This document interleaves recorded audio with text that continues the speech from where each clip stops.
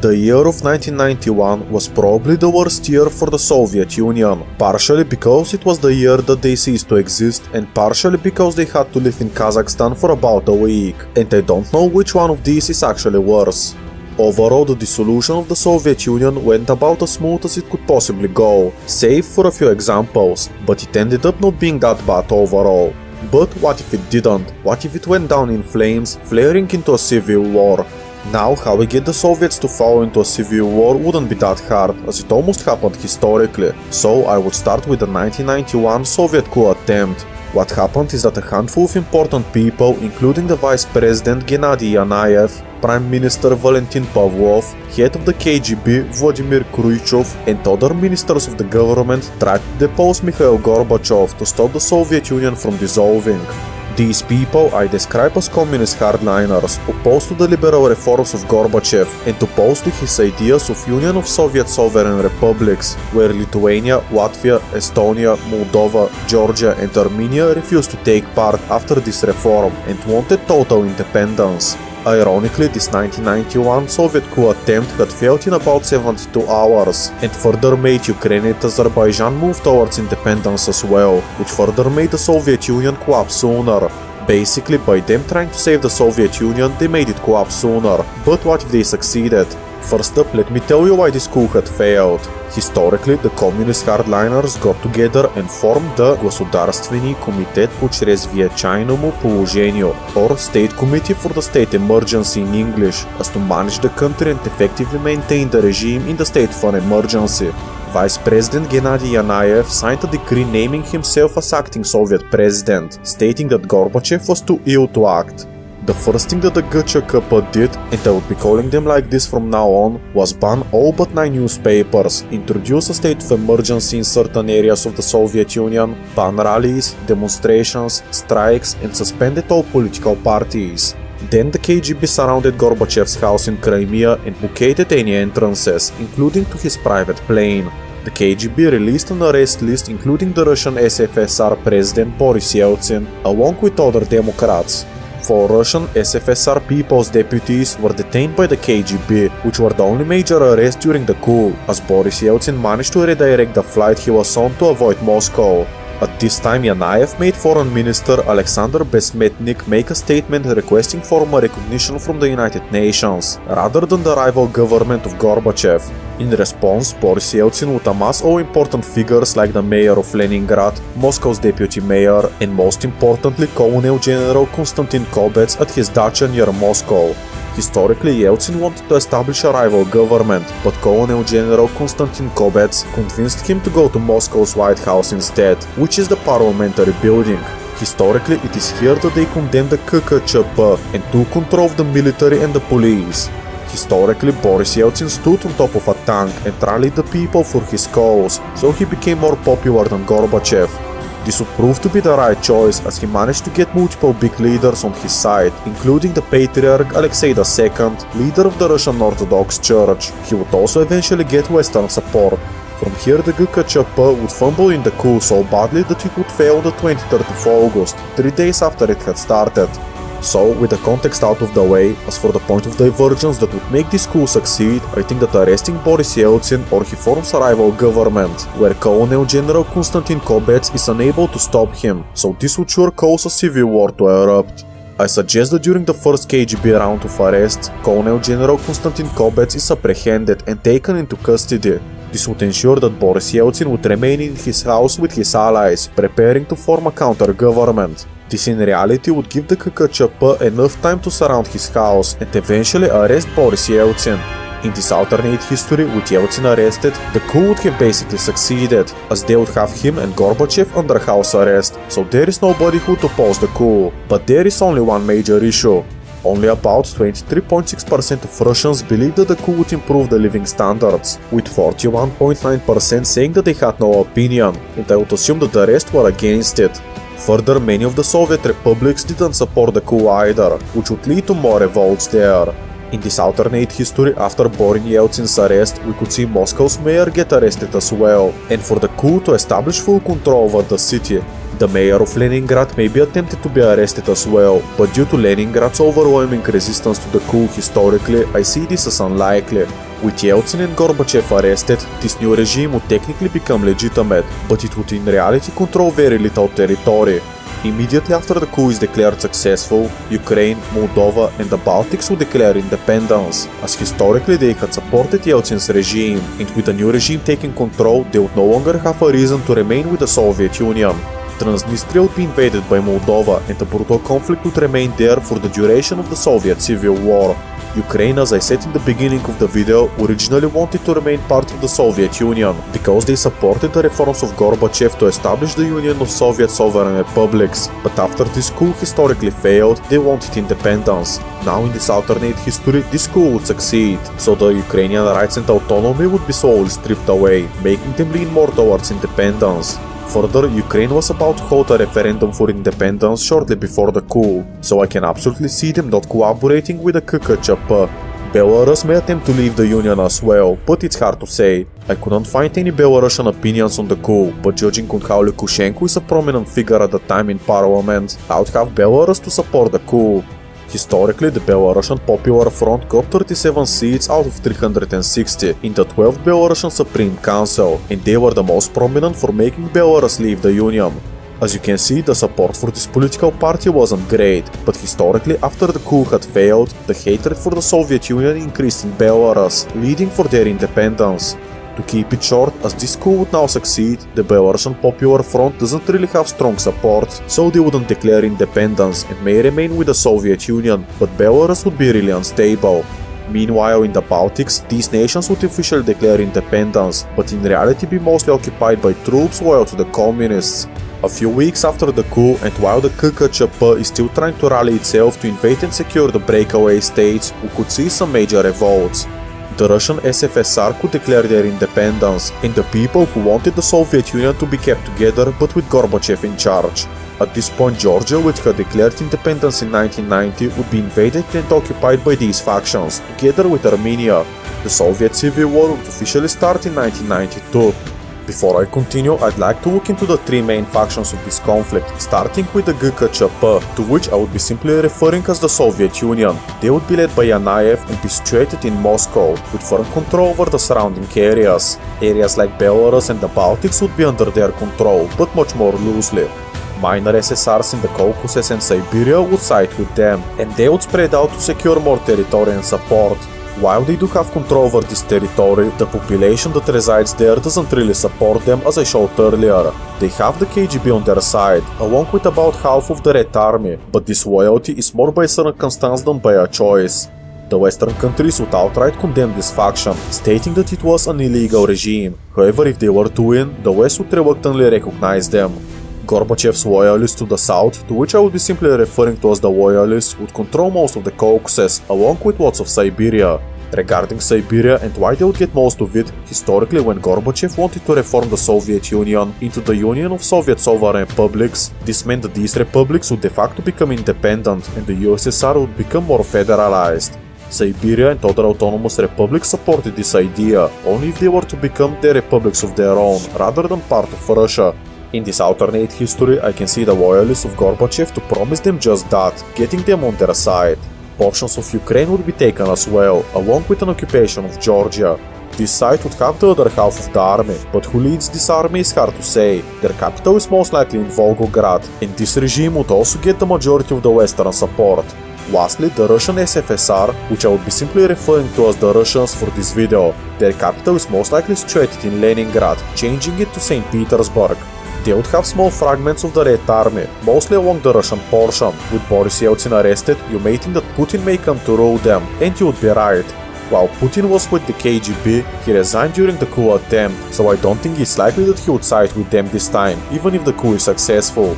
With the civil war, the Russians aren't just trying to get Russian independence and become democratic, but they're trying to expand into the Baltics, Ukraine, Kazakhstan and the Caucasus.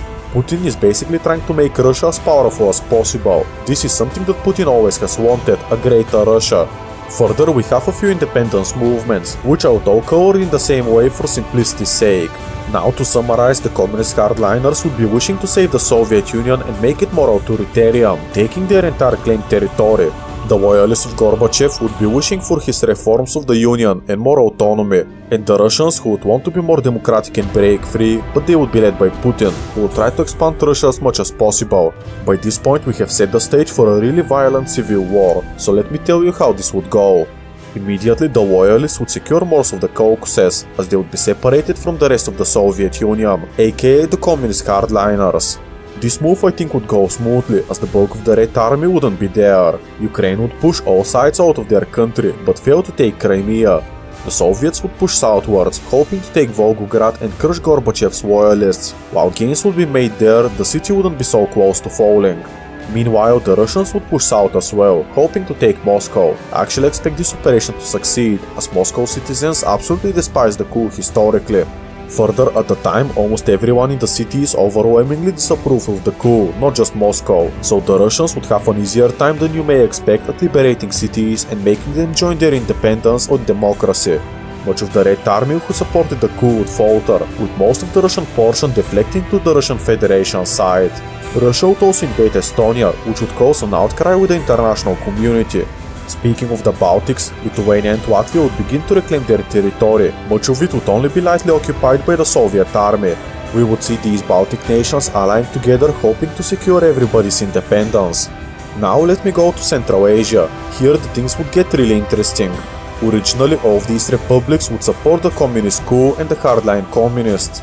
This is because in these republics there were weaker nationalist movements, so they wouldn't declare their independence. While the local leaders were hardline communists themselves, so they wouldn't support Gorbachev's loyalists, and of course they wouldn't support Putin. This would make them want to remain with the Soviet Union out of process of elimination, but not because they wanted to. The thing is that they would eventually become a battleground in the civil war. The Soviets and the loyalists would want to annex them, with Russia wanting to annex the Russian majority regions in the north. So I think that this would cause for them to be invaded at some point. As to oversimplify it heavily, Kazakhstan would declare their independence and seize their nuclear weapons stationed in the semi-Palatinsk region. The Russian minorities to the north would start ethnic conflict that would throw their support behind for Putin. In Uzbekistan, Islam Karimov would declare independence out of self-preservation and trying to avoid the conflict, which I think may work. Turkmenistan would be in a similar position, as Sapar Murat Niyazov would support anyone who would help him stay in power. Turkmenistan would also get their independence, but likely support the loyalists, not joining the war just yet. Kyrgyzstan could look the same, supporting the loyalists diplomatically, but unlike Turkmenistan, not militarily.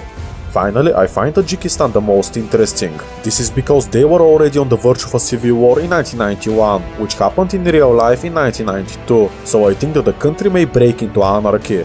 Hardline communists, reformists, independence movements and Islamists would take control over the country, leading to total chaos. In Siberia, the loyalists and the Kazakhs would start to shrink the Soviets' influence there. The Red Army there would be very poorly supplied, but they would still try to hold on in hopes of linking up with the other pockets of Soviet resistance. Lastly, around this time we could possibly see China to invade the Far East. Let me explain. China had claimed the area around Vladivostok until May of 1991, and after the 1991 Sino-Soviet border agreement was signed. With the Soviets plunging into a civil war, it's not impossible that China sees this as an opportunity to expand, and with the governing body that signed this border agreement being now gone, China may not feel the need to abide by the treaty. Of course, it wouldn't be as simple as that. Deng Xiaoping is more focused on economic reforms and making foreign allies. Invading Siberia would directly go against what Deng Xiaoping had wanted, so a formal invasion would be out of the question. Realistically, China would fear a nuclear-armed rogue warlord state on their border, which would be the case for Kazakhstan, Ukraine and so on, where they would keep the Soviet nukes that were stationed there. China could send in peacekeeping forces into Outer Manchuria, Amur and Zabaikalsky Krai. Then a Russian breakaway state exactly in this region would conveniently ask China for protection, so a Far Eastern Republic that is pro-Beijing would be created. Believe me, China is not just going to march into Siberia and take it like a game of Hearts Fire and 4, even though they had claimed these lands. The risk was too great to confront a nuclear power and be internationally condemned and sanctioned. China was still recovering from the Tiananmen Square fallout, where also they were having domestic problems in the provinces of Xinjiang, Tibet and Guangdong, so starting a war would backfire for the Chinese, hence why they would silently support a pro-Beijing breakaway state. This is why I went with the safer option of peacekeeping troops along the border, with a pro-Chinese puppet government eventually being created. This would aid China in the crisis not to antagonize the West, helping China continue to build allies. With the turn of the year, which is now 1993, the West's support for the loyalists will start to be questioned. This is because these were the guys that the West originally wanted to wipe off the face of Earth, so why would they be supporting them? I think that after the war would start to drag on, we could see Western support to gradually drift to nations like Ukraine and the Baltics, rather than the loyalists. NATO would start to demand that the big three sides leave their occupation of the Baltics and Georgia, which warnings would go largely ignored, save for the Georgian occupation. With the Caucasus secured by the loyalists, there is no longer any need for Georgia other than territorial expansionism. Hoping to regain some Western support, the loyalists would reinstate the Georgian government, albeit with some minor influences. But it would fail to bring the loyalists any more Western support. And I think that it may even start to backfire, as it would bring independence movements in the rest of the Caucasus. Northwards, the Russians would start to squeeze the Soviets even more, along with the loyalists pushing into Kazakhstan, hoping to connect with their Siberian holdings. Ukraine would manage to push the loyalists out of Luhansk and Donetsk, but fail to take Crimea. The Soviets in Siberia would most likely be defeated in the latter half of 1993, with the loyalists securing much more of the territory. In the Baltics, the Soviet control would be practically non-existent. Kaliningrad would voice their desire to join Russia, but Lithuania would occupy them instead, not wanting to open up another front where they would have to fight.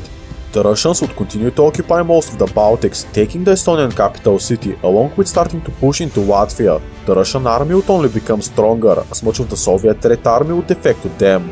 As the year ticks by and 1994 is the new year, the Western support for the Baltics and Ukraine would be very apparent, with Romania possibly even sending in troops to Moldova as to assist in the pacification of Transnistria.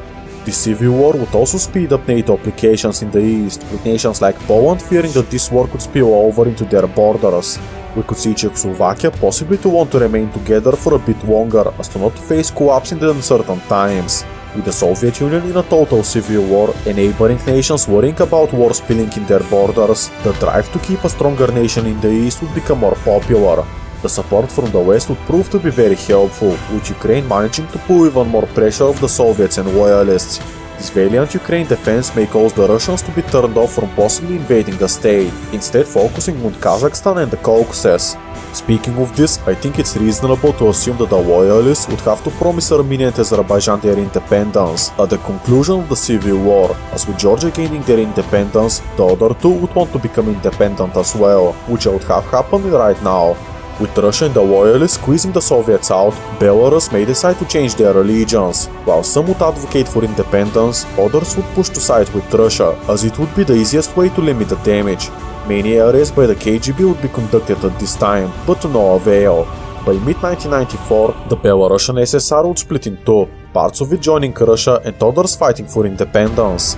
The remaining Soviet territory that was sandwiched between the Russians and the loyalists would eventually have to surrender. And remember, this is the government of the hardline communists that caused the civil war in the first place. At this point, Ukraine would reach out to the Russians and loyalists for a possibility to discuss peace, with the loyalists not really in the best position to fight for the Ukrainians and Russians, a ceasefire between them would be called. The Russians, however, would demand territories from Ukraine, which would be refused. The Russian strategy then would change towards one of consolidation, wanting to take the entirety of the Baltics and nations that they had occupied before pushing the loyalists in Siberia. This change of plan would mean the capture of all of the Baltics. Kaliningrad would also prove to be very easy to occupy for the Russians, with the people wanting to join the Russian faction, not Lithuania. More of Belarus would fall to the Russian side, including Minsk. There would also be a new offensive towards Volgograd, which would put the Russians right on the doorstep of the city. This offensive, however, would come with their downsides. Russian troops there would have been relocated from the east, meaning that the loyalists would begin to push towards the Urals. An invasion of Kazakhstan would also see much of the Russian portion falling to the loyalists as well. There would only be one major issue with the loyalists, however, and this is the fact that not many people would want to see the Soviet Union to be restored anymore. While this idea was popular in 1991, 3 years after the Civil War, I don't think that many people would want to rally behind Gorbachev. The previously mentioned council that formed the side's government would also be unstable, with nobody agreeing who would take charge after the conflict is over. I think it's possible that a military coup would take place behind the scenes, with the remnants of the Red Army taking full charge of the government, with the people living under the loyalist faction now being under a military regime. The West would continue to support Ukraine and the Baltics and heavily condemn the Russian actions there. At this point, it's possible that NATO even drafts up plans to invade Russia in the event that they would attack one of their NATO allies, including Poland, or if it would seem that the Russian faction is becoming too powerful. This would most likely entail going through Eastern Europe and possibly allying with the loyalists to take the Russian capital of St. Petersburg. The year itself would end with a few big changes. First up, Ukraine and the loyalists would sign a proper peace treaty, with it being very much in Ukraine's favor, with the hope of appeasing the West and getting more aid, which would be needed desperately. Russia would officially capitulate Belarus and begin an offensive into Lithuania. We could also see Kazakhstan to push the loyalists almost completely out of their country, with the help of other Central Asian allies. This would mainly be thanks to the underground resistance in the area. Russian troops would also creep closer to Volgograd. The loyalist government would be fleeing to Sochi. Another year ticks by, and by 1995 this would be a big one. Russia would focus more on expanding their efforts at taking the Baltics and Volgograd, and instead less towards pushing into Ukraine and the Urals. Volgograd would remain a loyalist stronghold, but with the Russians inching closer to take it. The loyalists, hoping to get the Russians off their back, would launch an offensive from the Urals, which would capture less territory than it had anticipated, but it would cost many more lives. I think that Volgograd would fall around mid-1995 and lead to the beginning of the end for the loyalists. At this point, the Soviet seat in the United Nations would have been filled by Russia instead, as the world sadly acknowledges the fact that the Russians would be the next best fit for this position. This wouldn't mean that the regime wouldn't be sanctioned, however, with many Russian actions being declared illegal. But again, it is the United Nations we're talking about, so what they're going to do? By late 1995, the loyalist pockets in the Caucasus would be crushed, with many of their leaders fleeing to Turkey instead. Ukraine may restart their conflict with them just to gain more control over the Azov Sea, which would be successful. The Russians would continue their advance, and I think that they may take Belgorod. And further, with the collapse of the loyalists, Russia would fill in the power vacuum, but I think that they would leave Georgia alone, because they would have already been protected by the Western powers. But I think that Russia may invade Azerbaijan as to take the Baku oil fields. Further, Armenia and Azerbaijan would likely be fighting a war amongst each other right after they gained their independence, so the Russians would find it incredibly easy to take parts of these countries. Perhaps Putin may ally with Armenia as well, giving them portions of Western Azerbaijan as a token of friendship. This action I think would make Turkey especially mad, which would call for direct UN intervention in the area. The United Nations would eventually stop in to demand a ceasefire with Putin, presenting him with a limit of how much he would actually be allowed to take. This would include all of the old Russian SSR, Belarus and small portions of Latvia and Estonia. In return, he would have to evacuate the Baltics, including Kaliningrad and Azerbaijan, as well as respect Ukraine's sovereignty. I don't see Putin to accept this deal, but he would certainly make it look like he's considering it, just to buy time, and probably because he wanted to capture more territory as to secure a better deal for Russia, seeing how the Soviet Civil War is nearing their end. During this time, Lithuania would be fully conquered. About a month after these demands would be sent, Putin would respond with something slightly different. He would promise to keep the western border exactly where it was, as well as make peace with Ukraine and Moldova, as well as leave Azerbaijan, if he would be allowed to take the rest of Siberia. The United Nations, not wanting to risk a military invasion, would accept this, and Ukraine would be allowed to join the United Nations along with Moldova. On a side note, with a much more destroyed Moldova, we could possibly see them to unite with Romania in this alternate history, hoping to receive better living conditions in the future than they would have gotten on their own. Russian troops would officially leave Azerbaijan, but in the first Azeri election, a very pro-Russian candidate would be put in power. With a lack of evidence of Russian interference, the West would only be able to protest this. Further pushes of Russia would be made into Siberia. Now with Russia pushing further east, they would end up invading Kazakhstan, breaking one of their first promises to NATO. I think that this would influence the West and put a fresh wave of sanctions would be put on Russia. However, this wouldn't stop the Russians, and Kazakhstan would eventually fall to them. A continued Russian invasion into Central Asia I think is unlikely, as they would want to focus more on pushing eastwards. China would see this hyper-expansionist Russia and fear that they may start a war over Vladivostok, which is a Chinese puppet state. A NATO-backed invasion of Siberia could possibly ensue, resulting in the final loyalist pockets to capitulate in mid-1996, and most of their leaders joining the new Chinese puppet government of the Far Eastern Republic. An American-backed puppet government would be stationed in Magadan, which would be called the Russian Republic. Neither of these would be recognized by the Russian Federation led by Putin, but they wouldn't be able to do anything about it, as Russia now has to consolidate their gains. By the end of the Civil War, we could see the former Soviet Union to end up looking something like this. This Russian Federation would become more or less a dictatorship, despite them promising free elections, and this is because Putin would be at its center once again. The following decades would be used to consolidate Belarus and the Baltic states, as well as to secure Russian puppet governments in Armenia, Azerbaijan and Kazakhstan. Abkhazia and South Ossetia may be established as well, but I think it's unlikely that NATO would allow for this to happen, possibly admitting Georgia into the alliance. Russia is very much destroyed. I want to get this out of the way. Even historically, Russia was doing really poorly when the Soviet Union collapsed peacefully, and now throw a total war for about 5 years into the mix and we could see Russia to be drastically poorer than today. If Western sanctions are put on them like I described in this scenario, the Russian bear is actually going to be on the brink of economic collapse. While they have captured important areas in Europe and Central Asia, they have lost the Far East and have instead conquered people who would begin to cause a lot more trouble, especially in the Baltics, which would further make Russia's position even worse than historically. As a result of that, NATO would expand faster, including the Nordic countries and the Balkan states much sooner. Ukraine may even be allowed to join sometime in the 2010s, but Russia will do anything in their power to prevent this, including an invasion if necessary. This alternate Russo-Ukrainian war, if it comes to it, would be very different, as Ukraine is in a much stronger position than historically, and possibly a nuclear power. Let me explain. Upon the fall of the Soviet Union, the republics of Belarus, Ukraine, Kazakhstan and so on held many Soviet nuclear weapons. Historically, those were given to Russia, but with a much more hostile Russian Federation, plus the addition of the Soviet Civil War, I think that Ukraine may keep these nuclear weapons with Western support, unlike historically. Now, by the time that Russia invades Ukraine, these Ukrainian nuclear weapons would be very much outdated, but still this would be a war between two nuclear powers, along a much larger front line than historically. Russia and China also wouldn't be close allies, unlike historically. I could see, however, Russia to expand their influence in the Middle East, to Iran and Syria, as well as Central Asia.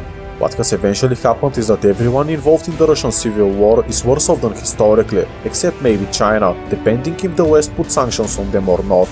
Even Europe I think would be worse off, not just because of the increased Russian threat of expansionism on the continent, but also the huge immigration wave this alternate Soviet Civil War would cause. The Soviet Union was already the most populated country in Europe, so here if they were to go into total war, tens of millions of citizens would mostly move out, going to Europe, picking up Eastern Europe instead. Believe it or not, I cannot even think of one positive thing with the Soviet Union collapsing into a civil war, as everyone would be worse off. As Eastern Europe would have more Russian migrants going there, I think that Putin's regime would want to expand there as to liberate these people from oppression, so the risk of more wars in Europe would be drastically going up. This is a less peaceful world, that's for sure. Make sure to like and subscribe if you have enjoyed the video, as this really helps me out a lot and allows me to make more content like this. Now make sure to check out this video about Austria-Hungary collapsing after Franz Ferdinand had survived. I wish you the best day possible and goodbye.